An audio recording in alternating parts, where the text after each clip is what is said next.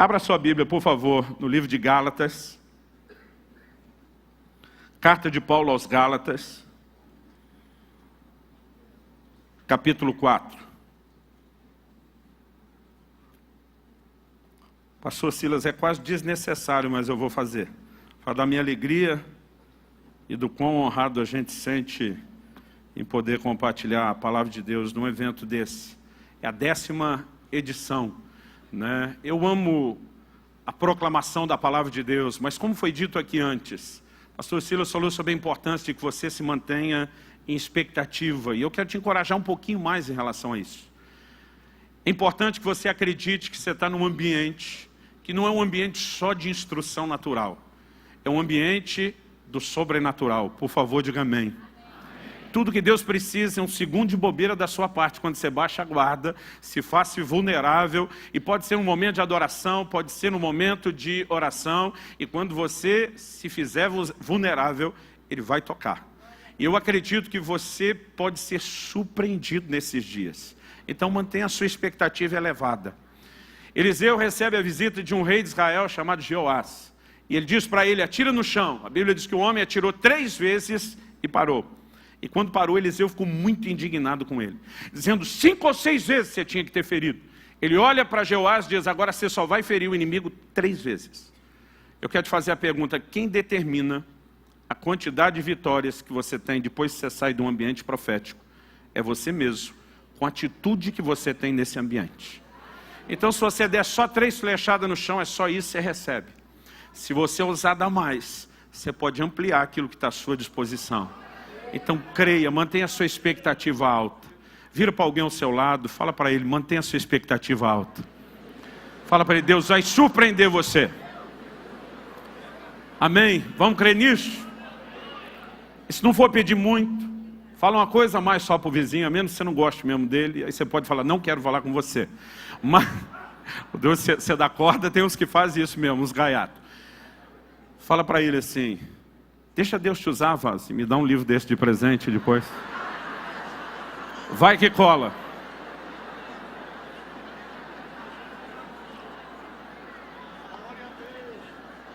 Gálatas capítulo 4. Nós vamos ler do versículo 1 até o 7. Quem achou, diga amém. O texto sagrado diz assim: digo, pois, que durante o tempo em que o herdeiro é menor, em nada difere de escravo, posto que ele é senhor de tudo, mas está sob tutores e curadores até o tempo predeterminado pelo Pai. Assim também nós, quando éramos menores, estávamos servilmente sujeitos aos rudimentos do mundo. Vindo, porém, a plenitude do tempo, Deus enviou seu Filho, nascido de mulher, nascido sob a lei, para resgatar os que estavam sob a lei, a fim de que recebêssemos a adoção de filhos. E porque sois filhos, enviou Deus ao nosso coração o Espírito de seu Filho, que clama: Abba, Pai. De sorte que já não és escravo, porém filho, e sendo filho, também herdeiro por Deus. Amém. Deixa esse texto aberto um pouquinho mais. Pai, nós clamamos uma vez mais graça e favor do Senhor. Clamamos que o Espírito Santo, o Espírito da verdade, se mova não apenas nesse lugar e ambiente, mas no íntimo de cada um de nós, trazendo entendimento espiritual, revelação da Tua Palavra, trazendo aplicação personalizada da Tua Palavra dentro de cada um de nós. E clamamos que, como disse o profeta Isaías, ou como o Senhor por boca do profeta disse, que a Tua Palavra cumpra o propósito pelo qual tem sido liberada. Que ela traga não apenas instrução, orientação, correção, encorajamento, mas que ela de fato nos toque e produza alinhamento nas nossas vidas. É o nosso clamor no nome de Jesus. E pela certeza de que o Senhor nos ouve, nós nos antecipamos em Te dar louvor, glória e honra. Em nome do Senhor Jesus. Amém. Amém. Eu olho para esse texto do apóstolo Paulo e eu percebo algumas palavras que elas merecem destaque aqui. Quando o apóstolo faz menção aqui de algumas palavras, eu acredito que nós podemos, no meio de todas as suas declarações e afirmações, nós podemos classificá-las aqui como chave. palavras-chave no entendimento. A primeira delas, com certeza, é essa expressão que nós lemos, filhos. Ele começa e termina falando da perspectiva de filho. Inicialmente, ele fala de um filho qualquer, de alguém. Um exemplo genérico, mas depois ele termina dizendo que nós somos filhos. E destaca essa nossa posição como filhos de Deus. Ele também fala da consequência de ser filho, tanto no exemplo genérico, como na aplicação que ele faz para nós, dizendo que nós somos herdeiros. Se não for pedir muito, eu queria que você repetisse comigo, diga filhos. Diga comigo, herdeiros. Outro dia alguém perguntou, pastor, esse negócio de repetir é espiritual? Eu falei, não, é só didático mesmo. É só para te ajudar a lembrar aquilo que é mais importante. Agora, há uma frase que não pode ser ignorada. É a frase, até o tempo determinado. E nós vamos mexer nesse assunto. Mas outra que merece atenção, é essa que está no início do versículo 3, que diz, assim também nós. Ele começa dando uma ilustração, apresentando o que a gente pode classificar aqui de uma parábola, de uma alegoria. E depois no verso 3 ele diz, assim também nós. Ou seja, ele estabelece um padrão através dessa ilustração para depois fazer a aplicação nas nossas vidas. E quando a gente pensa na aplicação prática, ou no paralelo que ele está indicando para a vida espiritual, em primeiro lugar, nós não podemos assassinar a boa interpretação do texto e temos que reconhecer que, em primeiro lugar, ele está falando da vinda de Cristo na plenitude dos tempos para nos fazer filhos. Os israelitas já estavam numa aliança com Deus, já tinham direitos às promessas que haviam sido feitas, mas ele compara essa situação antes da vinda de Cristo à condição do filho, que mesmo que seja herdeiro, por ser menor, está nivelado a um escravo qualquer. Ele diz que a transição da escravidão, nosso estado debaixo da lei, para agora o lugar de filiação e herança em Cristo se deu no tempo correto. Mas ao mesmo tempo em que ele está falando disso, nós não podemos negar que ele também indica, ao lançar mão do exemplo que foi dado. Alguns estudiosos discutem se isso era só um costume comum no Império Romano ou se havia se tornado lei. Você vai perceber referência às duas coisas nas literaturas antigas. Provavelmente ela pode ter começado como um costume, evoluído a uma lei. Em alguns lugares pode ser que seja lei, em outros que são costume. Eu não quero nem discutir porque isso não é importante. Porque para nós se era lei ou costume, já não tem a menor importância. O fato é que Paulo toma isso como um exemplo e diz que tem uma aplicação para as nossas vidas. Eu e você hoje estamos na posição de filhos de Deus. Essa é a hora que você dá um amém. E a Bíblia diz, se somos filhos, também somos herdeiros. Nós temos uma herança extraordinária em Deus. No entanto, algo que eu e você precisamos entender é que o acesso à herança plena não acontecerá de forma automática só porque você é filho. Não, pastor, mas eu também tenho muita fé. Deixa eu te dizer uma coisa. Você não vai viver a plenitude do que Deus tem para você só com fé. Ninguém vai negar que fé é essencial, é crucial e é vital. A Bíblia diz, pela graça sois salvos mediante a fé. A Bíblia diz, o justo viverá da sua fé. Sem fé é impossível agradar a Deus. Nós não vamos discutir a importância da fé. Agora eu quero te garantir, e vou citar poucos textos para te provar isso, que só com fé você não alcança tudo que Deus tem para a sua vida. Em Hebreus 6,12, a Bíblia diz que nós temos que nos tornar imitadores daqueles que pela fé e perseverança herdam as promessas. Você não herda a promessa só com fé, você precisa de fé e algo mais. E aqui nós vamos falar desse algo mais como sendo a perseverança. Mas em 2 de Pedro, no capítulo 1, a partir do versículo 5, ele diz, acrescentai a vossa fé. A fé que é a base, o fundamento já está lá. Mas ele diz, você tem que somar algo mais à fé que já está aí. Acrescentai a vossa fé, o conhecimento, a diligência. Ele vai falando de virtudes. E ele diz, porque se em vós houverem e abundarem essas coisas, vos será amplamente concedida a entrada no reino eterno de nosso Senhor e Salvador Jesus Cristo. Então Pedro está dizendo, não adianta você pensar que vai ter tudo que Deus tem só com fé. Você precisa entender algo mais. Digo isso porque nós somos uma geração privilegiada. Mesmo que a reforma protestante, que tem uma mensagem clara de que a salvação é pela fé, reconhecendo a expressão da graça e não por obras, mesmo que a mensagem protestante já tenha feito 500 anos, no ano passado, eu acredito que só algumas décadas a igreja começou a amadurecer um pouco no entendimento de fé, do como ela é importante. Mas nós saímos de um extremo, onde se havia pouco entendimento, ensino e aplicação prática da fé, para um outro, onde a gente acha que tudo que precisa, que um crente precisa para viver o que Deus tem, é fé.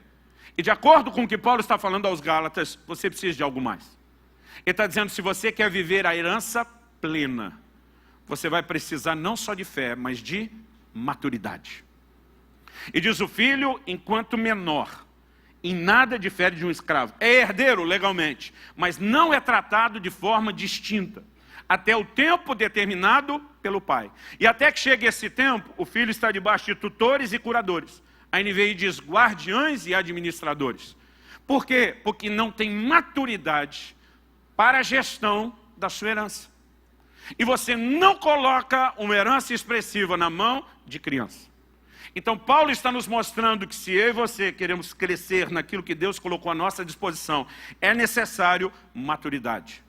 E esse é o ponto principal do que eu quero explorar nessa noite. Particularmente gostei muito da frase que o Drummond Lacerda usou no livro dele, Fora do Alcance das Crianças. Você deve ter visto isso em alguma caixinha de remédio, em algum produto químico, né? E outro dia eu fiz uma pergunta para um grupo de irmãos. Eu falei, o remédio é algo bom ou ruim? A maioria respondeu bom. Eu falei, depende. Depende de quem usa. Depende da capacidade de gerenciamento que alguém usa. Porque o mesmo remédio que pode salvar a vida de alguém pode ser letal na mão de crianças que não sabem administrar a sua dosagem ou que não têm noção do que ele pode proporcionar. Então, se você me perguntar, herança é algo bom ou ruim, principalmente herança em Deus, eu vou te responder da mesma forma, depende. Talvez você já pense no remédio como algo bom, pela perspectiva de alguém que, naturalmente falando, é maduro. Então você já enxergou o outro lado. Mas se você conhece alguma família que viveu a tragédia de uma criança que teve acesso a algo danoso e talvez até letal, então você tem um entendimento um pouquinho maior de que pode servir para uma coisa e pode servir para outra. A verdade é que muitos de nós, se entrarmos na herança que nos está disponível sem maturidade, nós vamos bagunçar as coisas para a gente e talvez para os outros. Então eu quero falar de maturidade. Mas eu vou pedir sua paciência para dar uma voltinha primeiro. E antes de falar de maturidade, eu quero primeiro falar da herança. Por quê? Porque culturalmente falando, nós somos um povo que não valoriza a herança. Pelo menos quando ouve a palavra. Por que não? Porque a maioria de nós não recebeu uma herança. E aqueles poucos de nós que receberam uma herança, provavelmente, não tiveram acesso a uma herança muito expressiva. Outro dia eu estava falando com um irmão, ele falou, puxa pastor, tá numa correria aí, tal, esses dias, e ele tocou no assunto como se fosse algo ruim, pesado. Eu falei, o que está rolando? Não, o inventário todo aí de uma herança. Eu falei, uma herança? Você está falando desse jeito? Tive aí, ganhei uma casa como herança. Eu falei, meu irmão, e tu está falando de um jeito desanimado? Ele falou, pastor, primeiro o senhor não sabe a casa. Ela não é lá essas coisas. Segundo, vai ser partilhada com 25 herdeiros. Ele falou, talvez o processo da partilha custe mais do que aquilo que nós vamos receber. Então, muitos de nós não tivemos acesso a uma herança, pelo menos nada expressivo. Meu pai, quando foi para a glória, deixou um legado de fé e um legado familiar extraordinário. Mas dinheiro para a mamãe e para o filho não ficou praticamente nada. E porque a maioria de nós não viveu a experiência, a gente acaba reproduzindo um estilo de vida que não constrói também para a próxima geração. Diferente de culturas como na América do Norte, na Europa, onde se trabalha demais aquilo que vai se construir e deixar para os filhos, nós não temos. Então, quando a gente ouve falar de herança, é uma coisa distante. Ou quando muito parece parte daquele momento de diversão, quando você assistiu algum filme, que alguém descobriu que era um herdeiro, seja por ser parte da linhagem de alguém, ou por ter sido incluído num testamento, e da noite para o dia o camarada ficou milionário ou bilionário. E por alguns momentos a gente sorri, tem um pouquinho de inveja, pensando o que nunca aconteceu conosco, e depois aquela utopia desaparece com o fim do entretenimento. Ou seja, quando eu e você vamos ler o que a palavra de Deus fala sobre herança, nós já temos um bloqueio, que não permite a gente sonhar com algo prático, com algo acessível. A palavra herança, pelo menos na perspectiva espiritual, não é algo que provoca muita reação nas pessoas. Então me permita gastar um pouquinho de tempo valorizando a herança. Porque se a gente não valorizar o lugar onde queremos chegar, o caminho de acesso a ele que eu quero apresentar também não vai ter valor. Mas se a gente conseguir valorizar a herança, provavelmente nós vamos valorizar um pouquinho mais o caminho de acesso a ela. Então a primeira verdade básica que eu e você sabemos é que nem todo mundo é filho de Deus, embora o ditado diga que sim, nós sabemos que não. A Bíblia diz que Jesus veio para o que era seu, seus não receberam, mas a todos quantos o receberam, deu-lhes o direito de serem feitos seus filhos. Ser filho de Deus é algo que acontece quando nós recebemos a Cristo. E a partir desse momento, nós entramos nesse lugar da declaração de Paulo aqui em Gálatas 4, 6 e 7. Aliás, vou dizer que eu gosto mais da declaração de Romanos 8. Ele está dizendo basicamente as mesmas coisas, mas lá ele usa uma frase a mais. Em Romanos 8, no versículo 17, Paulo ainda diz assim: e se somos filhos, também somos herdeiros. Ele diz, herdeiros de Deus e co-herdeiros com Cristo. A palavra co-herdeiro significa herdeiro juntamente com. Assim como cooperador é um operador juntamente com. O que esse texto me mostra? Que eu sou tão herdeiro de Deus quanto Jesus Cristo é. Que toda herança que Jesus tem à disposição dele, eu e você, estamos no mesmo patamar. Estamos no mesmo nível de direito à herança que o próprio Jesus tem. Eu acho que você ainda não entendeu do que nós estamos falando. Vamos chegar lá. Em 1 Coríntios, no capítulo 3, no versículo 22, o apóstolo Paulo diz assim: tudo é vosso. Um dia eu estava falando disso num grupo, o irmão falou, não, pastor, isso tudo é vosso é meio retórico, né? Não é bem tudo. Eu falei, vamos ver o versículo todo? Se você olhar 1 Coríntios 3, 22, ele diz assim: tudo é vosso, vós de Cristo e Cristo de Deus. Então vamos pegar o caminho agora inverso. Cristo é um pouco ou totalmente Deus? É uma pergunta, vamos lá. Cristo é um pouco ou totalmente Deus? Totalmente. Nós somos um pouco ou totalmente de Cristo? Se você avaliar seu nível de entrega, talvez não seja totalmente. Se você olhar o direito de compra pela redenção realizada, você é totalmente dele. Então Cristo é totalmente de Deus. Nós somos totalmente de Cristo. Mas quando ele diz tudo é vosso, é só retórica. É só uma forma de falar. Irmão, eu e você não conseguimos ainda entender o que é que está à nossa disposição. A herança que nós temos é algo extraordinário. Outro dia alguém falou, não pastor, mas isso é para quando chegar no céu. Eu falei, eu não nego que é um aspecto futuro da herança. Mas daí a você descartar o aspecto presente, também é ignorância. Porque em 1 de João 3,2 a Bíblia diz assim, amados, agora somos filhos de Deus. E diz, e ainda não é manifesto o que havemos de ser.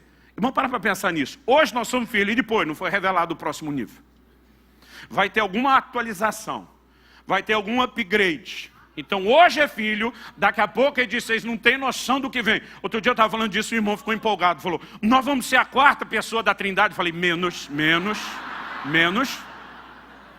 Mas deixa eu te dizer, se ser filho é agora e a gente nem sabe o que vem depois, você vai deixar para usar o direito de filho só para depois. Está na hora de nós começarmos a entender o que está à nossa disposição agora. Hoje. E um dos textos que mexe comigo é quando eu fico lendo lá em Lucas 15, a parábola do filho pródigo. E vejo o que eu vi uma vez um pastor classificar de a teologia do cabrito. O que é a teologia do cabrito? Quando o filho mais velho chega em casa, vê aquela festa toda, ele pergunta para um dos servos, quem é que está pegando? O cara diz, está sabendo? Não, seu irmão voltou. E seu pai está dando a maior festa. Pensa no irmão aborrecido, indignado. Daqui a pouco o pai fica sabendo, vai para o lado de fora da festa, porque ele se recusou a entrar. O que está vendo, meu filho? O menino indignado. E diz, esse seu filho, nessa hora já não é mais nem irmão dele. Esse é o filho que desperdiça tudo que tinha, da forma como fez, o Senhor recebe de volta com festa. Eu que estou aqui todos esses anos, te servindo com fidelidade, o Senhor nunca me deu um cabrito para eu festar com os meus amigos. O que é a teologia do cabrito? Ela envolve o comportamento daqueles crentes que não entende o que é deles. O pai olha para ele, se fosse um pai paulista teria dito, não estou entendendo. O pai olha para ele e diz, meu filho, tudo o que é meu é teu. Olha todos esses rebanhos, tudo que você consegue enxergar, é tudo teu. Eu não tinha que te dar nada daquilo que já é teu. Você não entendeu o que você tem, você nunca usufruiu o que você tem. Você podia ter feito churrascada com seus amigos a hora que quisesse, mas você não sabe o que é teu. O problema não sou eu como pai que não te dou as coisas, o problema é que você não entende o lugar que você tem. E tem muita gente vivendo nesse lugar, espiritualmente falando. Um dos textos que mais me empolgam quando fala de herança, está lá em Mateus 15. Quando Jesus encontra aquela mulher cananeia, ou melhor falando, a mulher cananeia, o Ciro Venice, quando chegar no céu, eu quero saber o nome dela, quero ser apresentado, cumprimentá-la, agradecê-la, porque ela me inspira.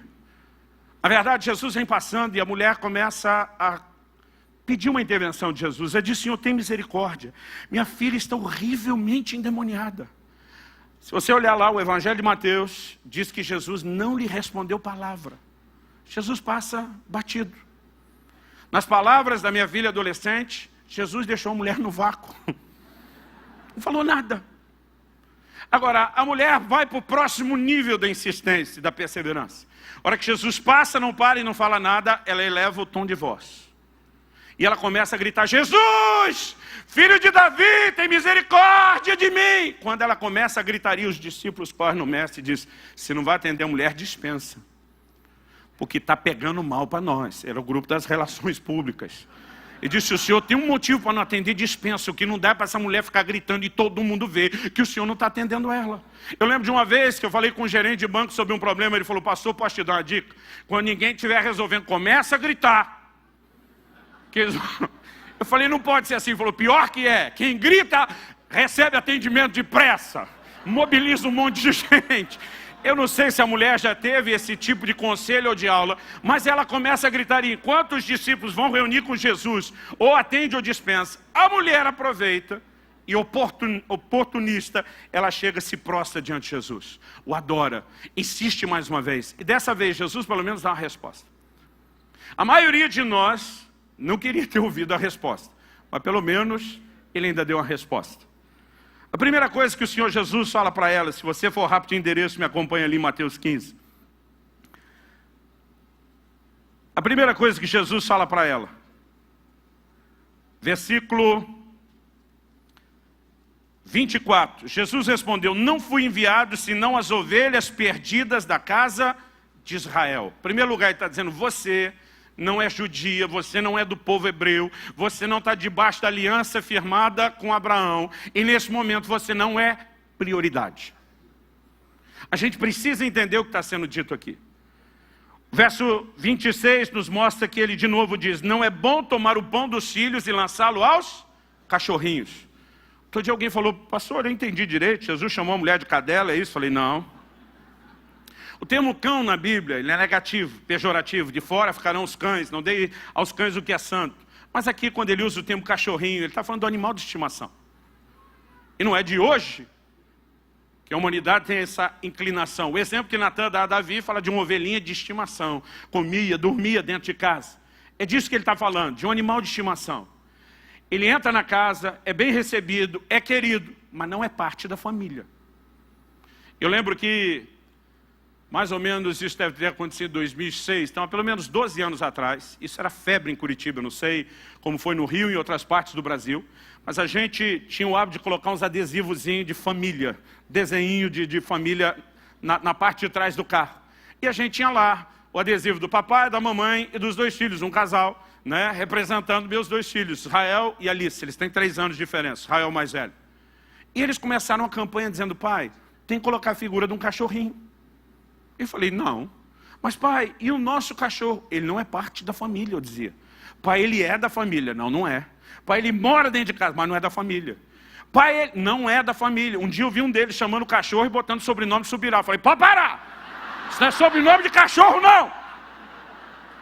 Mas pensa numa discussão, porque eles não desanimavam. Um dia eu falei: vamos resolver o assunto hoje. Vamos deixar alguém ser juiz sobre a nossa discussão. E vamos deixar nada mais, nada menos do que Jesus responder. Vim desse texto. Falei: Jesus disse: não é bom tomar o pão dos filhos, lançá-los aos cachorrinhos. Ele diz: não estão no mesmo nível, não estão no mesmo patamar. Falei: me recuso a colocar o adesivo do cachorro do lado do meu filho. Eles olharam para mim e disseram: apelou, hein, pai? Mas pensa na discussão que acabou depois da gente citar a declaração de Jesus. O que Jesus está dizendo para essa mulher? Ao que eu e você precisamos entender é que no plano de Deus há uma ordem. Paulo escreve aos Romanos e diz que Deus não faz acepção de pessoas e que salvação é para todo que crê. Por favor, diga amém. Só que ele diz: primeiro do judeu, depois do gentil. Salvação é para todo mundo. Deus faz acepção? Não. Mas tem ordem? Tem. Primeiro do judeu, depois do gentil. Jesus deixou claro, e ele fala isso em Mateus 10, quando envia os seus discípulos, e diz, não pare em aldeia de samaritano, não se enrosque com gentios no meio do caminho, e diante das ovelhas perdidas da casa de Israel. Há um desdobramento no plano de Deus. João diz que ele veio para o que era seu, os seus não receberam. Então há um desdobramento para os gentios, para o resto do mundo, que inclui eu e você. Nesse momento, Jesus está no ministério focado aos judeus. O tempo dos gentios ainda não entrou. E Jesus está dizendo para essa mulher, eu não posso te colocar no mesmo nível que os outros. Agora, o que é que ela responde? Olha o verso 27. Ela, contudo, replicou, sim, senhor. Porém, os cachorrinhos comem das migalhas que caem da mesa dos seus donos. Então lhe diz Jesus, ó mulher, grande é a tua fé. Faça-se contigo como queres. A Bíblia diz, e desde aquele momento sua filha ficou sã. Vamos tentar entender o que Jesus falou, que a mulher respondeu. E diz, eu não posso nivelar você com os judeus. Eles, nesse momento, por causa de uma promessa e uma aliança feita com Abraão, têm a posição de filhos na casa. Você, como gentia, pode andar, transitar, ser querida, aceita por eles, como um cachorrinho de estimação é numa casa. Mas você não está no mesmo nível deles. A mulher olha e diz, mas cá entre nós, os filhos não estão aproveitando tudo que o Senhor está dando, estão? Ela diz, tem comida caindo da mesa. Ela diz, eu não quero usurpar o lugar dos filhos. Mas já que eles não estão aproveitando, me deixa pegar sobra, rebaba. Segura, espera. A pergunta que eu quero fazer para você, se com sobra que cai da mesa dos filhos, já tem cura e libertação para a casa de alguém, o que não está à sua disposição, quando você entender o direito dos filhos e se sentar à mesa para usufruir o que é seu. A igreja ignora a sua herança. A igreja ignora aquilo que tem em Deus. Poucos são aqueles que estão se deixando despertar. Há uma herança extraordinária. Pastor, como eu entro nela? Agora eu quero te dizer, não é só com fé. Se você quer viver a plenitude, a determinados níveis do começo, que você alcança com fé. Mas se você quer viver a plenitude, então você vai entender por que o herdeiro não poderia, enquanto menor, ser tratado de uma forma diferente dos escravos. Quando você coloca herança na mão de criança, você vai comprometê-la. Um dia desse, um irmão falou para mim, pastor, eu estava lendo uma reportagem. Eu falei, me chamou a atenção. Porque ele me diz, isso inclui os países de primeiro mundo, e não só os de terceiro mundo. Ele diz, 90 e tantos % das pessoas que ganham na loteria vão perder todo o dinheiro que ganharam e voltar à bancarrota. Em menos de 2 anos, a maioria não passa de 1 ano e meio. Ele olhou para mim e falou, essa é a maior prova que o dinheiro é amaldiçoado. Eu falei, irmão, eu não quero discutir a parte espiritual. Nem vou falar a favor e nem contra. Então não estou fazendo apologia a nada aqui. Eu falei, uma outra matéria que eu li, fala da nova geração daqueles filhos que herdam impérios milionários e conseguem, em poucos anos, botar no chão tudo que a geração anterior levantou. Isso não é necessariamente porque o dinheiro é amaldiçoado. Eu falei, o que o senhor acha que acontece? Eu falei, nos 2 casos, ainda que possa haver também elementos espirituais, nós temos que levar em conta. A maior parte das pessoas que teve acesso a muito recurso, não estava pronta para a gestão disso tudo. Não tinha estrutura emocional, não tinha maturidade para lidar com isso. Agora, se Paulo está fazendo uma aplicação disso para o aspecto espiritual, significa que isso tem a ver com o jeito de ser e com a estrutura do homem. O filho pródigo que ganhou herança, o que é que fez com ela? Dissipou. Isso, infelizmente, a gente não vê toda hora, porque não é todo mundo que tem acesso à herança. Se a gente tivesse herança em larga escala, a gente veria desperdício de herança em larga escala. Porque as pessoas não entendem a necessidade de estarem prontas e preparadas para entrar num nível de gestão maior do que aquilo que viveram até então. E eu quero te dizer que no reino espiritual não é diferente. Por que você acha que em 1 Timóteo 3, 6 e 7, Paulo diz, não ordene um neófito, um novo convertido. Irmão, Paulo, recém-convertido, estava fazendo estrago no reino das trevas e abençoando muita gente. E eu não estou dizendo que um novo convertido não pode ser bênção para os outros. Mas há uma diferença enorme entre ser um soldado na linha de frente e já querer ser capitão de tropa. Paulo diz, se você colocar um neófito novo na fé, ele vai se ensoberbecer, ele vai cair na condenação do diabo, ele vai se perder, porque não tem estrutura para ocupar esse lugar e nem aquilo que lhe será confiado. Então, a mesma verdade se aplica ao reino espiritual. Aliás, eu quero te dizer, querido, eu acredito que a igreja hoje sofre mais com líderes imaturos do que com a falta de liderança. Quando você olha Paulo e Barnabé saindo na primeira viagem missionária, eles vão plantando igreja em vários lugares. A Bíblia nos mostra que quando eles chegavam e plantavam uma igreja, depois de dar um gás ali alguns meses, eles diziam, segura a onda, nós vamos para outra cidade, e deixavam eles sem líder. Atos 14 nos mostra que depois eles vêm fazendo o caminho de volta nas cidades, levantando os primeiros presbíteros, porque até então não tinha líder. Desde o início eles já estavam passando uma mensagem, é melhor ficar sem liderança do que botar um líder imaturo, porque líderes maturos fazem mais estrago do que falta de liderança. E acredito que uma das coisas que nós mais precisamos entender hoje em dia, para não só viver a plenitude do que Deus tem, mas para administrar de forma correta o ministério, é entender a importância de maturidade. Porque nós temos um monte de gente que não está trilhando o caminho do crescimento. Irmão, Paulo já era um gigante na fé. E segundo aos Coríntios 12:7, ele fala de uma forma muito clara, por causa da grandeza das minhas revelações, me foi dado um espinho na carne, para que eu não me exaltasse. Irmão, se Paulo, depois de tudo que andou, ainda podia se perder no orgulho, a pergunta não retórica, mas prática é, e nós? Você acha mesmo que tu já está tão melhor do que o Paulo? Você está num nível que o orgulho nunca te toca? Não, pastor, eu me orgulho da minha humildade. Eu comecei meu ministério muito cedo. Eu nasci e cresci num lar cristão. Entreguei minha vida a Cristo com perto de 3 anos de idade. Fui batizado nas águas com 7 anos, numa denominação que não batizava ninguém com menos de 12. Recebi o meu chamado para o ministério aos 8 anos de idade. Aos 15, essa é a parte que eu lamento ter demorado, eu fui cheio do Espírito Santo. E aí eu perdi o juízo e nunca mais recuperei, graças a Deus. Irmão, eu comecei muito cedo, aos 15 anos eu evangelizava, pregava na rua, em presídio, em tudo até canto e buraco. Aos 18 anos eu comecei a viajar e pregar a palavra, já em tempo integral. Eu gastava horas trancado no meu quarto em oração todos os dias. O resultado é que mesmo que aquilo que a gente pregava no início não fosse lá aquele tipo de coisa que eu gostaria que ninguém ouvisse hoje, graças a Deus naquela época não se gravava tudo como hoje. E tem coisas que eu assim agradeço a Deus não estarem registradas. Apesar de não ter todo esse conteúdo e bagagem, as pessoas chamavam, sabia de uma coisa, Deus vai se manifestar. E por conta dos sinais, por conta das curas, dos milagres, as portas começaram a se abrir depressa. Aos 19 anos de idade, eu já falava em ginásios cheios. Estava vendo muita coisa extraordinária da parte de Deus.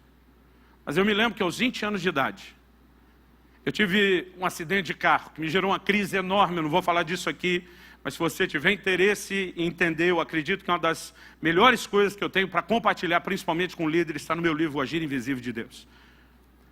No dia em que eu estava sendo ordenado ao ministério pastoral, 1 ano e 3 meses depois desse acidente, porque ele acabou me tirando do ministério itinerante, me empurrando para esse lugar que eu não queria, o acidente do ministério pastoral.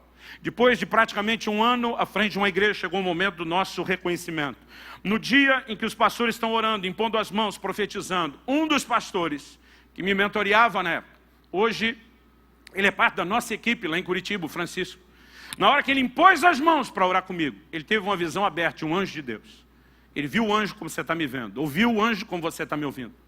E o anjo, entre outras coisas, falou para ele, primeiro de nós 3, falou, você tem uma preocupação muito grande com esses ministérios. E hoje eu entendo a preocupação dele. Eu tinha 20 anos de idade na época, solteiro. Eu brinco, Silas, que hoje nem eu teria ordenado eu mesmo, o eu daquela época, ao ministério. Éramos muito imaturos. E o anjo falou, você tem uma preocupação muito grande com eles, mas o Altíssimo te faz saber que eles estão nas mãos do Senhor. Ele está cuidando deles, não há motivo para que você se preocupe. E quando aquilo tranquilizou ele, o anjo apontou para mim. Primeiro para os 3. Estávamos em 3 ajoelhados recebendo oração. Ele disse assim, eles estão no lugar certo, na hora certa, fazendo a coisa certa. E daí ele apontou para mim e disse assim, quanto porém a este? E o caldo entornou para o meu lado. Ele disse assim, ele é rebelde. Ele não aceita o tratamento de Deus na vida dele. Eu nunca tinha ouvido essa frase na minha vida. Depois eu descobri que já havia gente falando. O Otmani diz que aqueles que não se deixam ser trabalhados por Deus nem deveriam trabalhar para Ele. Mas ele diz, ele não aceita o tratamento de Deus na vida dele. E o anjo falou com ele, nos próximos anos, Deus vai tratar profundamente com ele nessa cidade. Mas antes de dar detalhes sobre isso, ele falou, diga para ele que o acidente de carro que ele teve no ano passado, quando ele diz nas orações dele que isso foi coisa do diabo, diz que ele está certo. Mas diga para ele porque Deus o permitiu. Qual era o meu dilema naquele 1 ano e pouco depois do acidente? Eu dizia a Deus, tenho certeza que isso é coisa do cão. Eu falava para Deus. Mas eu dizia para Deus, o diabo só pode tocar com permissão. Ou nossa, por isso que a Bíblia diz, não deis lugar ao diabo. Isso não significa que você acorda amanhã, preenche um formulário dizendo, venho por meio desse, autorizar o miserável do Satanás, fazer uma devassa na minha vida. Mas quando você peca e dá brecha e legalidade, você está dando autorização ao inimigo. Ou, falei para Deus, a permissão pode ser soberana sua, como está lá no livro de Jó. Eu dizia para Deus, nós dois sabemos que não fui eu que dei a permissão. Por exclusão, estava dizendo, só pode ter sido o Senhor. Eu dizia para ele, minha pergunta, por que o Senhor me entregaria de bandeja na mão do miserável do Satanás? E penso num silêncio, irmão, de 1 ano e 3 meses. Ameacei Deus, fiz greve no ministério, tudo que você puder imaginar. Eu não vou entrar em detalhes da crise, mas 1 ano e 3 meses depois, o anjo diz, diga para ele que ele está certo quando diz que foi uma tentativa do inimigo. O anjo diz assim, diga porém, por que Deus o permitiu? O anjo disse, o ministério dele estava crescendo mais rápido do que a capacidade dele de se deixar ser trabalhado e tratado por Deus. Ele não tinha estrutura para suportar o lugar onde ele estava entrando. Era só uma questão de tempo e o sucesso se transformaria em fracasso, porque ele sucumbiria debaixo do peso do próprio ministério. O anjo diz, o diabo queria pará-lo porque eu via como uma ameaça. Deus precisava pará-lo para não perdê-lo. Ele diz, nos próximos anos vai tratar profundamente com ele, para depois, aos poucos, permitir que ele volte novamente viajar pelo Brasil e as nações. Irmão, eu achei que esse tratamento ia durar 1, 2 anos. Só naquela cidade foram 9 anos. Depois Deus começou a me liberar para plantar igrejas, voltar a viajar aos poucos. Deixa eu te dizer uma coisa, em menos de 1 mês, eu vou estar completando 25 anos de ministério pastoral.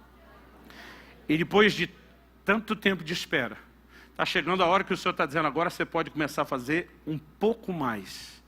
E nesse momento, eu olho para trás, eu olho para dentro de mim mesmo, e eu descubro como eu preciso amadurecer. Algo que você não enxerga quando você está no estágio da imaturidade, é ela. Eu lembro que minha esposa disse, quando meu filho estava falando em casamento, ela olhou para mim e falou, ele é uma criança. Falei, da mesma idade que você tinha quando casou. Ela falou, bem que minha mãe dizia que eu era uma criança. Eu falei, você só não enxergava. Nós éramos 2 crianças. Mas quando você está nesse lugar, normalmente você não enxerga. Mas deixa eu te dizer, querido, se nós não nos permitirmos ser trabalhados por Deus, nós não vamos poder usufruir a plenitude, nem dessa herança de vida cristã, e nem do lugar ministerial onde podemos entrar. O Senhor diz para Paulo, vou até te deixar ter um pouquinho mais de experiência, mas vou ficar furando, murchando sua bola o tempo todo, para você não se perder no processo. Então, maturidade é aquilo que mais se requer de quem quer viver a plenitude da herança. Agora, a pergunta é, como a gente alcança a maturidade? E esse é o ponto prático. Em primeiro lugar, a gente tem que reconhecer que maturidade não vem sem tempo. Quem está entendendo, diga amém. Jesus disse em Marcos, no capítulo 4, versículos 26 a 29. O reino de Deus é semelhante a um homem que plantou uma semente. A semente brota e germina. Ele diz, primeiro vem a erva, depois a espiga, depois o grão cheio na espiga, mas só quando estiver maduro aqui, vai se colher. O que é que Jesus está dizendo? Você não planta a semente num dia para colher no outro. Porque para ela se desenvolver e depois amadurecer, é necessário tempo, há etapas específicas de um processo. Então, em primeiro lugar, não há maturidade sem tempo. É por isso que enquanto o filho é menor, ele não pode ser introduzido na herança, não teve tempo para amadurecer. E maturidade não vem de forma instantânea. Por que que o novo convertido, irmão, pensa num novo convertido que já arrebentava a boca do balão, como dizia a gíria de 1900 antigamente, foi Paulo. O próprio Jesus aparece para ele, fica trancado 3 dias e 3 noites sem comer nem beber, cheio do Espírito Santo no final, já recebe palavra profética, um cara que está testemunhando Jesus. Ele era alguém que podia dizer, há exceções, mas deixa eu te dizer, ele não fez isso. Jesus, aos 12 anos de idade, dava um banho de Bíblia e muito mestre da lei, mas não começou a ensinar antes dos 30. São duas coisas completamente distintas. Você poder ser útil e você poder liderar.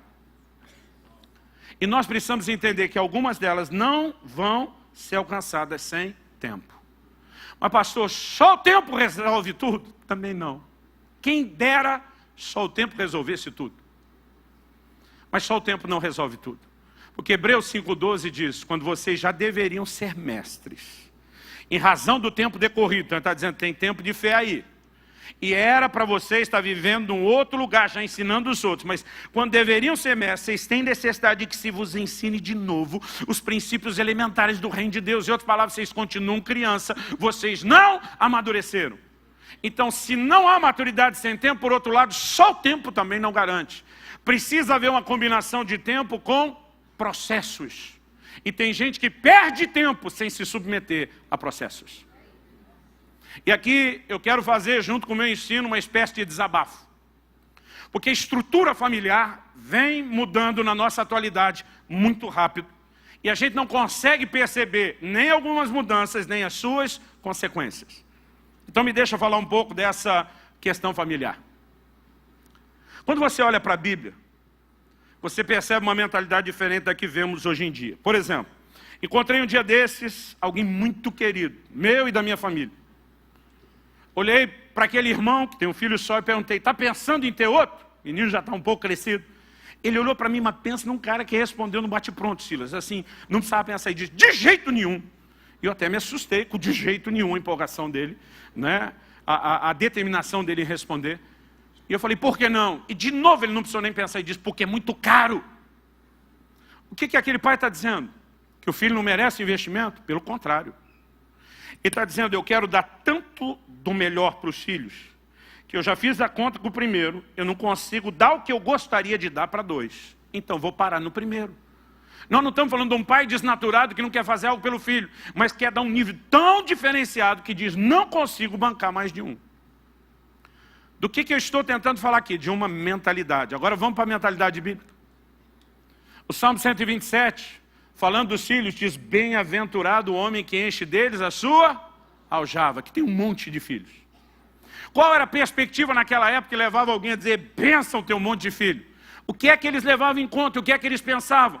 O texto diz assim, não será envergonhado quando tratar com seus inimigos a porta. Na hora de resolver a treta, para falar num português mais claro, quanto mais cabra-macho estivesse em pé atrás daquele pai de família, mais garantida a situação estava. Qual era a perspectiva da bênção de ter mais filhos? Sempre era pensando o que os filhos fariam pela família e não o que a família faria pelos filhos. Um pai não pensava, eu não posso ter mais filho porque é caro, e dizia, quanto mais filho dentro de casa, mais mão de obra para trabalhar, a terra tem, mais pão a gente coloca na mesa. Então a bênção de se ter mais filhos era sempre em função de uma maneira de pensar que nós perdemos. Nós já não pensamos o que é que os filhos podem fazer pela família. A gente virou escravo de uma nova geração e a gente é que faz tudo por eles, tudo por eles, tudo por eles, e eles nada pela família. Não, pastor, o senhor foi numa cultura muito longe. Ok, vamos voltar uma geração. Meus 2 irmãos, eu sou do meio de 3 filhos. Meus 2 irmãos, o mais velho e o mais novo, começaram a trabalhar aos 12 anos de idade, como pacoteiros e supermercados. Pacotava compra, carregava caixa. Eu tentei dar uma de esperto. Dizia para papai, não com essas palavras, não com esse nível de definição, que eu tinha uma alma empreendedora. Que eu queria ser meu próprio patrão, que eu queria ter meus próprios negócios. Enquanto meus irmãos ralavam o dia inteiro para ganhar meio salário mínimo, eu me divertia. Até os 14. Eu sou de uma geração que ainda soltou pipa. Que fala pipa? E não apenas soltou pipa. Eu fazia umas piponas assim, bem diferenciadas. Vendia com os camaradas do bairro vizinho que tinham uma condição financeira que a turma do nosso. E quando eu vendia, eles levantavam, eu não só vendia, eu fidelizava o cliente. Porque quando eles levantavam, eu descia com a minha, cortava com o cerol e aparava, dava uma arrumada e vendia de novo. Tudo dentro da lei. Eu não sei aqui no Rio, no lugar onde você mora, mas isso no interior de São Paulo, onde me criei, se a pipa tivesse para cima do poste, era guerra, para baixo do poste não podia. Então só cortava acima do poste, tudo dentro da lei. E vendia de novo, às vezes vendia a mesma pipa 5 vezes para o mesmo cliente. Eu ainda peguei a época de jogar bolinha de gude. Que falava bolinha de gude? Fubeca, como que é? Eu rapelava os amigos na bolinha de gude, ganhava tudo. Aí dizia para ele, vai comprar na loja não que é mais caro, te faço metade do preço. Vendia para ele, rapelava de novo, vendia de novo. Irmão, eu ganhava dinheiro me divertindo. E eu achava uma bobagem meus irmãos estar o dia inteiro ralando. Mas um dia entro em casa, aos 14 anos de idade. Tem um amigo do meu pai na sala, eu cumprimento, todo mundo, meu pai diz, ei, volta, cumprimento direito, seu chefe. Falei, seu quê? Meu quê? Seu chefe. Falei, não estou entendendo. Ele falou, acabei de arrumar um emprego, é isso que ele veio acertar, você começa amanhã. Uma quarta-feira, Silas, para eu começar na quinta, não deu nem o fim de semana. Eu olhei, primeira pergunta, vou ganhar quanto? Para ver se valia a pena. Ele falou, não interessa. Como que não interessa? Eu falei, pai, o senhor sabe que eu ganho mais do que meus irmãos me divertindo. Ele falou, esse é o ponto. Trabalho não tem a ver só com o que você ganha. É uma escola de caráter que você não está tendo. Você tem que ter horário, tem que ter chefe, gente para quem prestar conta. Então, a partir de amanhã, tu começa a trabalhar. E dizer, a partir de hoje, depois de tirar o dízimo, que é a parte de Deus, você só vai ficar com esse pequeno percentual. O resto você vai ajudar em casa. Eu lembro que eu olhei para meu pai indignado e falei, você não precisa. Ele falou, eu posso não precisar, mas você precisa. Você tem que aprender que filho não é um bicho sanguessuga, que só fica arrancando tudo da família. É alguém que depois de uma idade vai contribuir, vai trabalhar para a família, vai oferecer algo. Agora, mas o que aconteceu com essa mentalidade? A nova geração não faz nada. Os meninos não cortam a grama, não põem lixo para fora, não arrumam a cama, os meninos não lavam a louça, não ajudam a cozinhar, e os pais é que faz tudo por eles o tempo todo. Um dia desse alguém na igreja reclamou, falou, pastor, essa nova geração está muito mimada. Falei, quem foi que mimou? Agora a escultura saiu ruim, a culpa é da pedra. E o escultor não paga a conta? Eu falei, se a nova geração é mimada, é porque vocês, a geração anterior, estão estragando elas. Os pais de hoje em dia estão ficando mole demais. Irmão, deixa eu te dizer algo, é sério o que eu estou te dizendo. O assunto não é esse. Mas se você me desse uns 3 dias inteiros para nós ser exaustivo, eu te mostro isso com muito afinco na palavra de Deus. Há uma visão de criação de filhos que nós estamos perdendo. Porque nós somos parte de uma geração que acha que foi muito reprimida, que nossos pais foram muito duros, e que a gente decidiu dar uma versão de vida mais soft e suave para a próxima geração. E o que a gente não entende é que a firmeza que tiveram conosco construiu um caráter. E a falta de firmeza que nós estamos deixando de ter com eles está produzindo alguma coisa errada. Gente, se você é um desses do que eu vou falar agora, faz cara de paisagem, finge que não é com você, para não parecer que está passando vergonha. Não dá para entender garotos de 30, 40 anos morando na casa dos pais, jogando videogame. Eu não consigo entender isso. Nós temos uma lacuna de uma geração de homens, mulheres de Deus e pregadores, aí tem um vazio. E um ou outro garoto aqui ou lá parecendo fazer algo. O que é que está acontecendo? A gente não percebe que há uma estrutura de pensamento que está desprogramando a gente por um monte de coisa.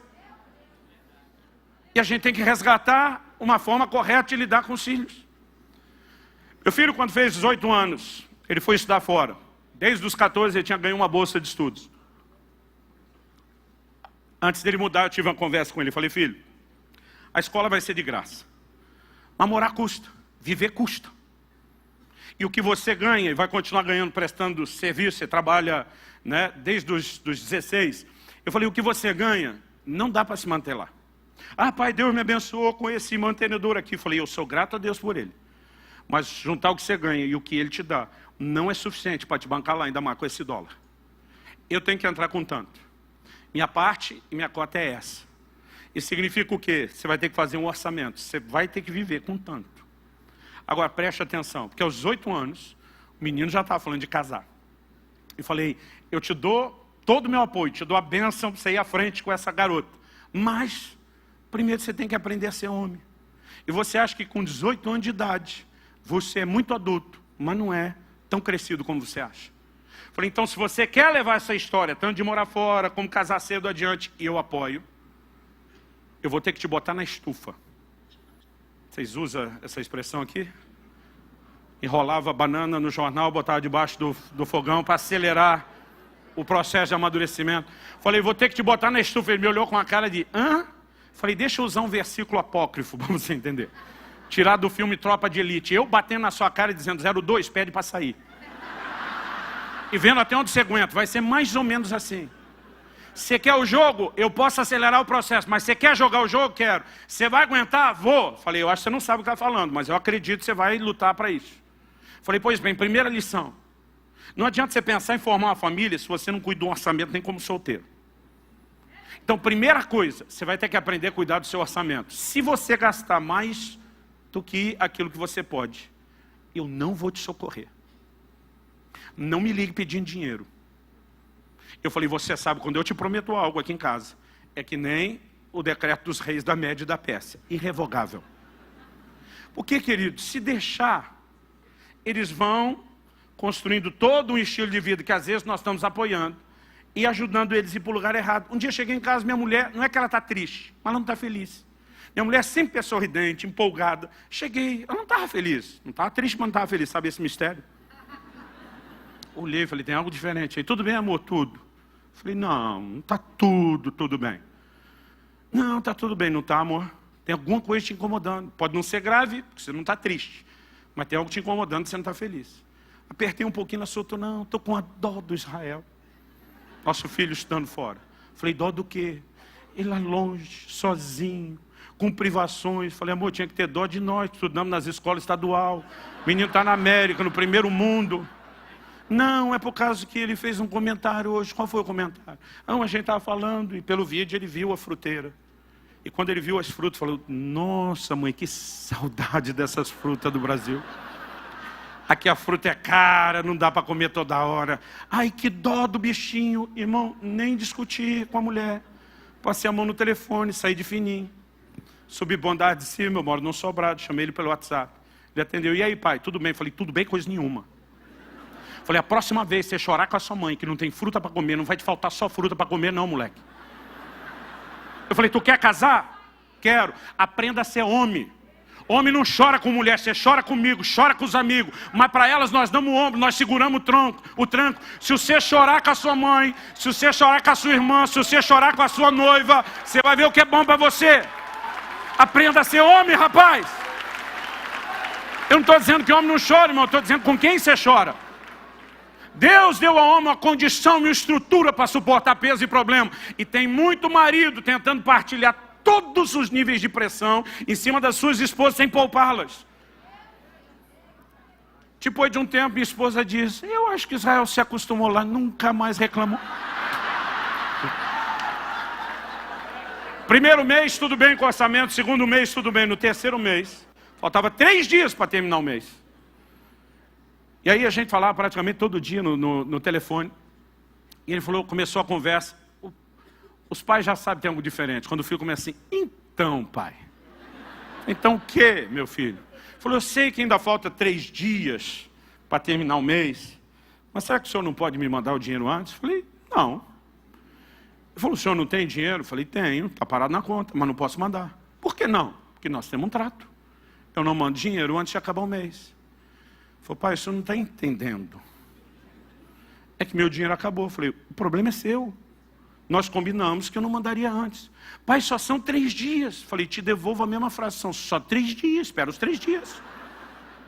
Não, pai, o senhor não está entendendo a gravidade. Eu não tenho o que comer. Eu não tomei café da manhã hoje. Eu não almocei hoje. Eu não tenho o que comer. Irmão, olha para mim diante de Deus. Sabe o que eu falei para ele? Jejua. Eu falei, você não foi para buscar Deus? Falei, você já fez pelo menos uns 2 jejuns de 3 dias na água e não morreu. Não é agora que tu vai morrer. Ele estava lá na casa de oração no Câncer, irmão. Tinha que pagar 4 horas de oração todo dia. Falei, vai lá, é fim de semana mesmo, deita no chão, fica 3 dias deitado sem levantar orando. Eu não vou te mandar dinheiro. É lógico, não falei nada para a mãe do menino, que a gente tem que ser sábio. Esperei passar os 3 dias. Depois que mandei o dinheiro, o menino comeu, sobreviveu. Aí fui conversar com a minha esposa. Falei, meu amor, esse seu filho é uma bênção. Ela, e não é? Falei, não, é sério. O menino mandou outro jejum de 3 dias na água. Que bênção. Quando ela falou que bênção, eu falei, pronto, agora está mais fácil. Aí falei para ela, tá certo que eu dei uma mão. Ela falou, você é um pai incentivador. Eu falei, dessa vez foi meio compulsório. repente ela para e já olha e diz, o que é que você fez? Ela não usou essa frase, mas o olhar era, o que é que você fez com o meu nenê? Eu falei, antes você continue pensando isso. Ele não é mais nenê. Ele cresceu, está na hora de virar homem. Eu falei, eu me recusei a mandar dinheiro, deixei ele 3 dias sem comer. Ela me olhou com um olhar muito diferente. Eu falei, amor, você sabe o pai que eu fui até hoje. E o homem de Deus que eu sou. Confia em mim. Eu sei o que eu estou fazendo. Eu sei a crise que eu fiquei enquanto falava para ele. Mas algo dentro de mim, eu sei que era o Espírito Santo, dizia, não se deixe dobrar. Seja firme com ele. E eu falei para ele aquilo que meu pai falava para mim, que eu odiava quando meu pai falava. Um dia você vai entender. E um dia você vai me agradecer. Pensa no sabor de vingança de falar isso para a próxima geração. Por que eu estou te dizendo isso, querido? Porque praticamente 2 anos depois, ele me liga, no primeiro semestre desse ano, e diz, pai, eu achei que talvez demoraria muito tempo para fazer isso, mas eu quero te agradecer. Ele falou, foi difícil engolir aquilo. Eu ficava pensando que pai se recusa a dar comida para um filho.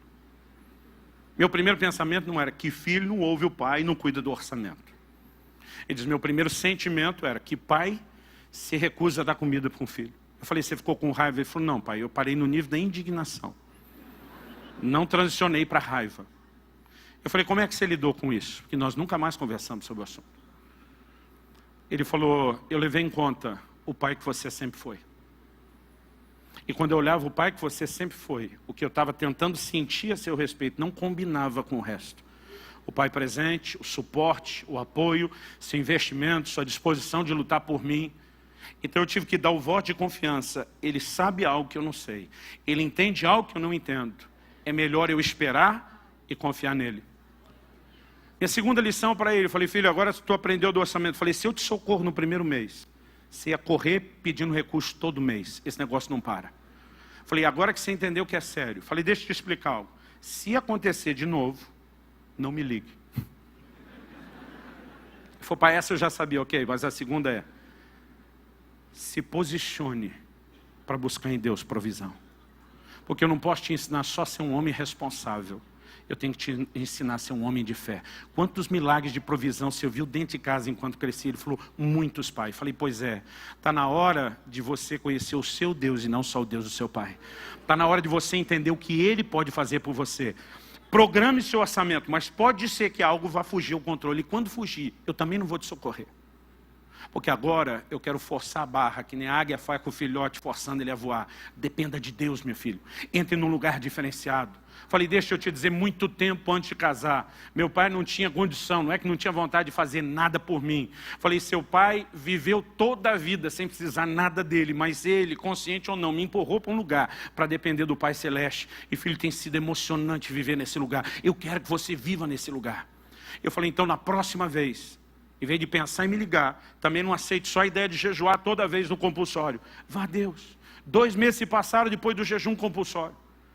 E faltava 2 dias para terminar o mês, acabou o dinheiro. Primeira coisa que ele pensou, bom, quem jejua 3, aguenta 2. Mas enquanto ele estava lá na casa de oração orando, de repente ele ficava lembrando, eu falando, peça a Deus, peça a Deus. Ele falou, Deus, eu acho que isso não é só lembrança. Eu acho que o seu Espírito está me lembrando. E quer saber, eu não quero jejuar na marra dessa vez. Eu tenho feito vários jejuns por amor, por desejo da sua presença, para te buscar, mas dessa vez não quero jejuar não. Eu quero é teu milagre, é tua provisão. E ele entrou num lugar de começar a orar e clamar a Deus. Enquanto ele estava orando e clamando, irmão, de repente a fé parece que começou a brotar e romper dentro dele. E de repente o Espírito Santo falou, sai agora e vá para a cafeteria. Ele saiu, foi para a cafeteria, para encurtar a história e a gente terminar. Ele pegou a fila, enquanto ele estava na fila. Quando chegou, o rapaz estava à frente dele, ele era o próximo da vez. Pediu tudo que tinha que pedir, de repente parou, ele nunca viu ou conheceu o rapaz.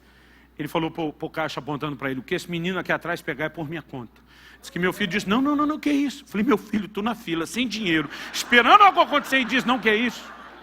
Foi para algo que nem a gente imagina que vai reagir. Aí o cara falou, não, eu vou pagar o seu café. Insistiu tanto, saiu constrangido, falou, então tá, pediu só um café, só um copo de café. Falou, não, você não veio aqui só beber o café. Você com certeza quer comer? Não, só o café tá bom. Esse cara falou, ó, eu não vou insistir com você. Perguntou para o funcionário. Ele deve vir aqui todo dia, vem. O que ele gosta de comer junto? Não esse tipo de muffin aqui, então dê um desse aí. pagou os dois, pegou o troco, enfiou no bolso dele e falou: isso é o que Deus falou com você agora há pouco na casa de oração. Irmão, esse menino surtou, a fé dele surtou. Em um ano que ele ficou lá, ele teve 3 experiências dessa, de pegar a fila sem saber como pagaria. E é lógico que a fé dele começou a crescer. Irmão, eu olho para trás, vejo coisas que Deus me permitiu passar, que esticaram a minha fé, que fortaleceram o meu caráter, me colocaram num lugar de dependência de Deus. E deixa eu te dizer, se você me perguntar se eu queria voltar lá atrás e ter uma vida soft, tranquila, não. Sabe por que a maioria dos crentes não entende Tiago 1:2? Meus irmãos, tem por motivo de alegria o passardes por várias provações, porque a nova geração está sendo tão mimada dentro de casa. E não é mais submetida a determinados processos que os pais submetiam os filhos antigamente. E eles acham que Deus vai tratá-los com o mesmo mimo que os pais. E quando Deus lhe permite passar por processos que ele não está acostumado, ele entra em crise, ele muitas vezes questiona Deus, a fidelidade de Deus, ele decepciona, porque na verdade o que ele não entende é o padrão de Deus, nem para a criação dos filhos, nem a forma como Deus quer que os seus filhos amadureçam. Então nós precisamos entender e resgatar essa questão dos processos. Por favor, diga amém. Amém. Porque se não conseguirmos resgatar isso nem dentro de casa, da família, nós não vamos entender o paralelo. E por que eu contei a história do meu filho? Enquanto ele falava com ele no telefone. Porque ele voltou da lua de mel. Quando ia casar, faltava $500 no orçamento dele. Ele estava morando na América. Eu falei: filho, como é que você vai fazer com os $500? Eu não vou bancar você. A Bíblia diz: deixará o seu filho, deixará o homem, seu pai e sua mãe, se unirá à sua mulher. Eu falei: você quer se unir, tem minha aprovação, mas nós vamos cortar o cordão umbilical. Eu não vou te bancar. Você vai ter que ser homem para manter a sua casa. Ele falou: pai, enquanto eu estou com visto de estudante, eu não posso trabalhar. Mas quando sair o green card, minha nora tem cidadania americana, ele falou: eu vou fazer isso. E o tempo que leva, eu tenho uma reserva. Não se preocupe comigo. Falei: ok. Ele volta da lua de mel, me liga e diz: pai, o pastor da Priscila, minha nora, me fez uma proposta. Quer que eu pastoreie os jovens e adolescentes da igreja? E me ofereceu um salário de $2.500 por mês. Eu falei: que bênção, filho, ainda vai sobrar 2 contos. Ele falou: pai, a bênção é maior. Quando ele falou: a bênção é maior, eu estou imaginando mais dinheiro. Ele falou: eu falei para ele que só aceite se for como voluntário. Eu falei: o quê? Ele falou: eu falei para ele: só aceite se for para trabalhar de graça. Falei: meu filho, você tem família para sustentar agora. Ele falou: pois o pastor me disse a mesma coisa, eu vou te dizer o que eu falei para ele. O Senhor me ensinou primeiro a ser homem e ter orçamento, e eu faço as contas. Mas o Senhor também me ensinou a ser homem de Deus. E o Espírito Santo me dirigiu a tomar essa decisão. E o Senhor mesmo, quando me mandou para cá, falou: vá com a mentalidade de dar, não de receber. Eu falei: pai, quando eu estava aí no Brasil, dei meu primeiro salário, o Senhor viu a bênção que eu recebi? Imagina o que é eu, como homem de família agora, dar meu primeiro ano de sustento todo. Eu falei: sua mulher está de acordo? Ele disse: tá, deixa eu falar com ela. Ela: ai pai, nós estamos tão felizes, parece que a gente ganhou na loteria. Eu pensei: bando de doido, vocês se merecem. Eu que provocava o menino, agora estou pensando, criou um monstro. Naquele mês ele postou uma música no canal dele no YouTube, que em um ano bateu 50 milhões de views. A música puxou o resto do canal. Para resumir a história, só do YouTube ele ganhou mais dinheiro do que ganharia da igreja, de monetização. Fora os outros milagres. No início desse ano ele me liga e diz: pai, tudo começou naquele jejum. Se você tivesse amolecido e não me ensinado a ser homem, e depois não me empurrar a depender de Deus, eu não estaria vivendo nada do que eu estou vivendo hoje. Eu achei que demoraria, mas eu quero te dizer muito obrigado. E naquela hora o Espírito Santo falou: comece a ensinar sobre os processos. Porque diz: o que está impedindo muitos de romperem no espiritual é a falta de entendimento desse paralelo no natural. E aí quando eu perguntei para ele, eu quero que você fique em pé para parecer que está acabando. Quando já dá um alívio na turma, o pessoal diz: o pregador não está tão fora de controle. Quando eu perguntei para ele: como é que você lidou com a crise? E ele me disse: foi pensando no pai que você sempre foi. O Espírito Santo também falou comigo. E diz: eu quero que você chame as pessoas que estão vivendo os meus processos a olharem para mim da mesma forma que seu filho falou. O apóstolo Paulo disse: eu sei em quem eu tenho crido. Preste atenção, ele não falou no que eu estou crendo, porque você não crê numa coisa, você crê numa pessoa. Alguém que está acima de qualquer suspeita. A fé se apoia no caráter de Deus. Quando Paulo diz, eu sei em quem eu estou crendo. Porque deixa eu te dizer, irmão, não é o que você passa. É se você tem ou não tem estrutura. Jó e a sua esposa passaram pelas mesmas coisas. E nós não vamos fingir que foi pouca coisa. Mas a mulher de Jó olha para ele e diz, amaldiçoe seu Deus e morre. Sabe o que ela está dizendo? Se ele não me der tudo que eu quero, do jeito que eu quero, na hora que eu quero, ele não me serve. E tem muito filho sendo criado desse jeito. Jó olha para ela e fala o que muito marido já quis falar para sua esposa. Você fala como uma louca. E diz, ainda que ele me mate, eu louvarei. Sabe o que Jó está dizendo? Pode parecer que ele esteja me matando.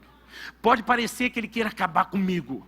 Mas a verdade é que eu não estou entendendo a verdadeira natureza do caráter de um Deus que diz, eu é que sei os pensamentos que eu tenho acerca de vós. São planos de bem e não de mal, para vos dar um futuro e uma esperança. E diz, então mesmo que pareça isso, eu vou louvá-lo. Porque na real, eu sei que o meu Redentor vive. Ele há de se levantar sobre a terra. Irmão, quando nós começamos a entender a natureza de Deus, nós não podemos nos permitir sentir abandonados no meio de circunstâncias difíceis. Ele diz, nunca te deixarei, jamais te desampararei. Sabe o que eu acho interessante? Às vezes eu e você estamos lendo a Bíblia, a gente vê lá, e o Senhor era com José. A gente só não lembra que o Senhor era com José enquanto ele era escravo. O Senhor era com José enquanto ele estava na prisão. Porque o Senhor não é com você, querido, só quando as coisas estão boas. Em alguns processos que forjam o nosso caráter, que vão esticar nossa fé, Ele ainda está conosco. E nós precisamos entender aonde isso pode nos levar, se nós tivermos a atitude correta. Porque diante da mesma circunstância, você tem a mulher do Jó agindo de uma forma e ele de outra. A questão é sua atitude. 12 espias voltaram de olhar a terra de Canaã. 10 deles infamaram a terra e foram mortos pelo Senhor. 2 deles foram os únicos de uma geração inteira que entraram na terra. Pergunta, tanto os 2 como os 10 não tinham o mesmo Deus? Sim ou não? Sim. Não tinham as mesmas promessas? Não tinham o mesmo problema? O que eles tinham diferente? Atitude. Deus diz que a terra é nossa? É, então não importa a circunstância. Deus é sério no que Ele fala. Deus não está de brincadeira. Deus está conosco, nós vamos consumi-los como pão. Uma atitude de fé e confiança. O caráter de Deus não está em jogo. Quando aqueles outros voltam falando mal, eles estão dizendo, Deus está de brincadeira, Deus está de palhaçada, prometeu uma coisa impossível. Que não... O que eles estavam colocando em xeque era o caráter de Deus. Agora, eu e você precisamos nos permitir crescer enquanto entramos nesse lugar de confiança plena. Eu sei que nessa noite, eu estou falando a pessoas que espiritualmente, não importa se você é um ministro de muitos anos, mas todos nós, a Bíblia diz que a vereda do justo é como a luz da aurora, vai brilhando mais e mais, até ser dia perfeito. Como eu acredito, nenhum de nós chegou no dia perfeito ainda há uma progressividade. Então não importa o quanto você já cresceu, tem espaço para melhorar. Mas muitas vezes nós passamos aquilo que no natural os médicos chamam de as dores do crescimento. Os pré-adolescentes passam isso. Dói osso, dói junta, dói musculatura, porque eles estão esticando depressa. Um dia um falou, parece que estão me esticando. Eu falei, então... E muitas vezes, no meio desse processo, eu e você sentimos as dores. Irmão, eu não vou ignorar as crises que a gente pode passar. Nesse meu livro do Agir Invisível de Deus, o que eu mais falo é dessas crises. Mas eu quero te dizer, quando você aprende não apenas a confiar que Deus não te abandonou, mas que Ele vai gerenciar aquilo que você está vivendo. Porque a Bíblia diz, todas as coisas cooperam juntamente para o bem daqueles que amam a Deus, são chamados segundo o seu propósito. O que meu filho falou no telefone aquele dia foi, pai, se você tivesse me poupado do desconforto do processo, você teria me poupado do amadurecimento do processo. E eu quero te agradecer, porque você foi homem o suficiente. Ele falou, não sei como foi que você segurou a mãe depois da notícia. Pensa na ursa roubada dos filhotes. E eu quero dar uma palavra às mães agora. Vocês têm uma capacidade de despejar amor e carinho nos filhos. E Deus colocou vocês na família para ser esse estandarte, esse baluarte. Mas deixa eu te dizer uma coisa, minha irmã. E eu reconheço, não fosse o amor da mãe, meus filhos tinham crescido tudo lesado. Mas embora seja importantíssimo, não é tudo que os filhos precisam. Filhos precisam de limite, filhos precisam de firmeza. Isso é uma responsabilidade muito mais dos pais do que das mães. Então você, pai, desculpa a minha franqueza, para de ser mole. Não estou falando para ser a versão ignorante ou estúpida, mas seja firme em relação a princípios. E você, mãe, pelo amor de Deus, não fique brigando com seu marido como se ele fosse enviado das trevas para destruir a vida do seu filho. Porque poupá-los dos processos é que vai trazer mais dano do que você imagina. Uma das coisas que não aparece no mapeamento de casamento desmorona hoje é o nível de imaturidade com os quais as pessoas casam. E nós precisamos mudar isso no natural, dentro de casa, mas acima de tudo no espiritual.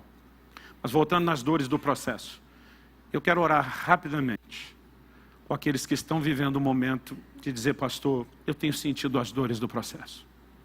Eu não vou chamar você à frente por razões óbvias, nós não temos espaço para isso. Eu não estou falando a meia dúzia de gente enfrentando as dores do processo. Mas eu gostaria que não para mim.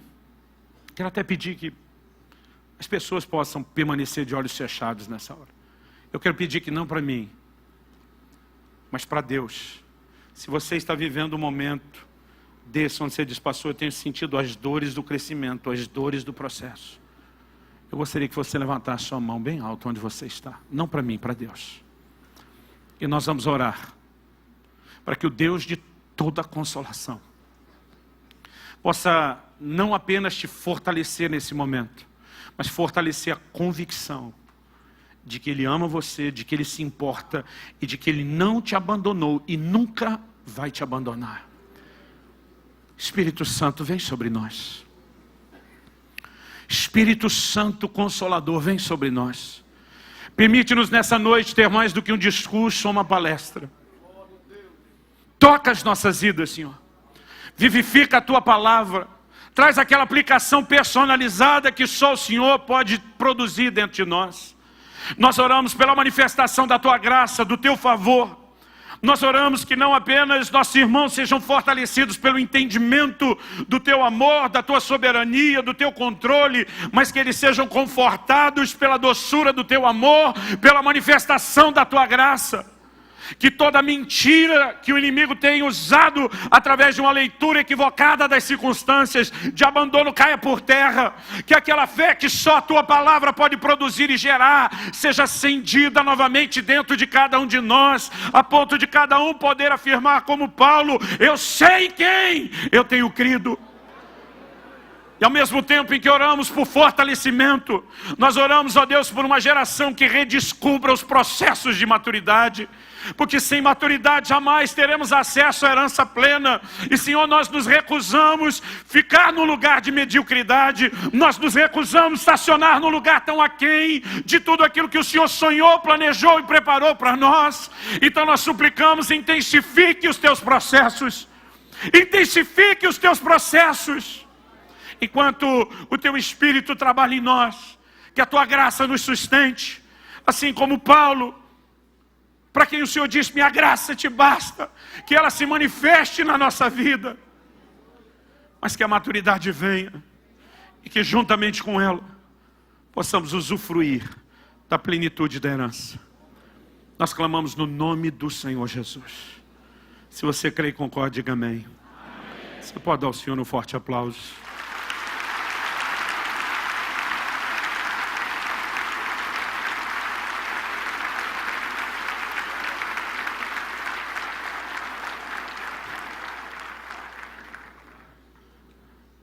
O que eu resumi aqui é muito pouco perto do que nós estamos compartilhando nesse livro, Maturidade. Querido, eu não ganho nada com os meus livros. Minha única motivação, eu digo isso para você diante de Deus, é tentar te ajudar a crescer. Mas eu acredito que esse é um assunto que Deus quer que a gente preste atenção. Eu entendo que o que Deus tem me dirigido a falar sobre o assunto, ou mesmo escrever, não é só parte de instrução e ensino. É parte de um momento que nós podemos classificar de alinhamento profético, que Deus quer trazer e produzir na igreja. Então, eu quero fazer um apelo ao seu coração. Né? Nós vamos te abençoar com outro livro junto, está lá no stand da Central. Eu acredito que vale a pena o investimento que você vai fazer nisso. Amém? Fala para uns 2 ou 3 se achar que tem liberdade. Deixa Deus te usar, vaso. Foi um prazer servi-los da mesa do Senhor.